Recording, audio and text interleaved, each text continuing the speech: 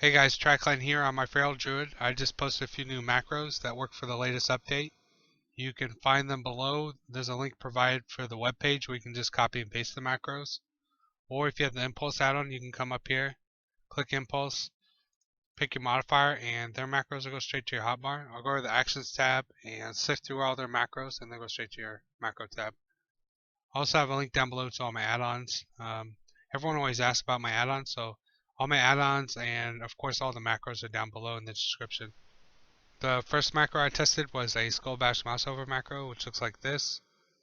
/cast bracket target equals mouseover, harm exists, no dead, skull bash.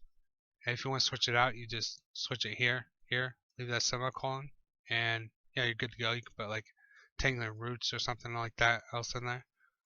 I use skull bash a lot of the times for my mouseovers, so this is how it works. If you just have a single target with no mouseover, it'll always go on your single target, just like this.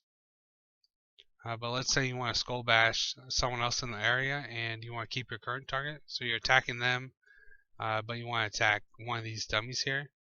All you have to do is mouse over them and it'll skull bash them, just like this. And yeah, so that's how that works. And like I said before, you can just switch out the spell here and put whatever you want in there and test it out. Next up is a skull bash focus macro, which looks like this. /cast bracket target equals focus is this, no dead, skull bash. And you can swap it out same way as the last one, just leave that semicolon. And how this works is, let's say you just have a single target with no focus target at all. It'll always go off on your single target, just like that. But if you do have a focus target, let's say this dummy's on my focus, and on this UI the focus is right here. I don't know if you can tell, but this is me swapping it between. They're all the same, so it's hard to tell, but this is the focus, this is my single. So now that I do have a focus, it will go on my focus always rather than my single target. So I'm attacking them and I want to skull bash my focus. You simply press it and it'll interrupt your focus, just like this. Wait, was that person on my focus? Well, let's see. Okay, let's see. That should be on my focus. Yeah, this is another one you can do. You can do it with entangling roots like this. Okay, so yeah, it works. I was just making sure. Okay, so let's do that again. This is my focus right here. This will be my focus. And it's always going to go on your focus rather than your single target, just like that. And like I showed, you can do it with entangling roots. You can just, this is my focus now, entangling roots. This is my focus now, entangling roots. And if you want to get your focus on and off people quicker, you can use a macro like this, right here. And I'll put this on the web page. You can just copy and paste it. And how this works is, there's a couple ways. If you just have a single target, you can just simply click once and it'll put someone on your focus, and hit it again and it'll take them off. So basically just, if you have someone on your focus already and you want to put someone else on your focus, just double click like that. Put whoever you're on your focus. And of course you don't need a single target. You can just mouse over people, put them on your focus like that. And there's a couple other ways you can do it. I just recommend playing around with it and you'll see how it works. And yeah, it's a very versatile focus macro. It's my favorite one. So you can just test it out and see how it works for you. Next up is a Stopcasting cat form macro, which looks like this. /stopcasting /cast cat form. And depending on your latency or the spell or sometimes the update, you might have to put several lines of Stopcasting here. But I tested all the feral skills I think I would use for Stopcasting, and they all worked fine with just one. And of course you can put like travel form, bear form, any other emergency spells you might want to put in here that you think you need to stop your current casting and do something else. You can put any of them in there.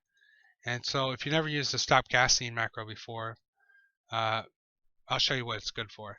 So if, let's say, this is my regular cat form, this is the macro cat form. Obviously if I cast my entangling roots, I'm going to click this so you can see me clicking it. It's not going to stop it with the regular cat form. It's going to wait. So what people usually do is they'll, to get away and interrupt the current cast, they'll start running to get away and then go into the cat form. Or sometimes you see people, they'll jump, go into the cat form, run away, something like that. but obviously that's not very efficient. So with the macro, it's going to automatically stop the casting and do cat form if you spam it like this. So it's much faster than if you use the other one, and obviously it doesn't. So when you're strafing, instead of going like this and getting to that cat form pretty slow, you can just use the macro and it'll automatically do both for you, like that.